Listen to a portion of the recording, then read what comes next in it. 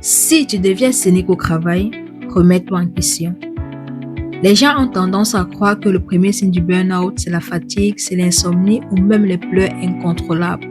Alors qu'en réalité, c'est quand une personne devient progressivement cynique. Du genre, un collègue pose une question innocente lors d'une réunion et directement tu penses, sérieux, encore? Ou lorsque un client demande quelque chose et immédiatement, tu as juste envie de l'envoyer balader. Dans le passé, j'étais ce type de personne, bienveillante au boulot, attentionnée même. Mais un jour, je me suis surprise en train de lever les yeux au ciel alors qu'un collègue était en train de parler, comme si ce qu'il disait ne m'intéressait pas. Par moments même, je respirais fortement lorsqu'on me demandait quelque chose et je faisais des blagues moqueuses sur tout, absolument tout. Au début, je croyais que c'était normal de réagir ainsi, que ça devait me passer, que c'était de la fatigue. Mais je me trompais énormément. Ce n'était pas de la fatigue, ou du moins ce n'était pas passager. C'était mon cerveau qui m'envoyait constamment des alarmes que j'ignorais.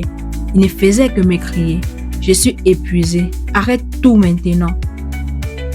Nous pensons que le cynisme vient du ciel comme un trait de caractère. Pourtant, c'est un mécanisme de défense que chaque personne a développé inconsciemment. Et c'est ainsi que le cerveau crée une distance émotionnelle parce qu'il n'arrive plus à supporter la charge que tu lui imposes. Si tu te retrouves dans cette situation, c'est le moment d'agir tout de suite, pas demain. Lucas Riel.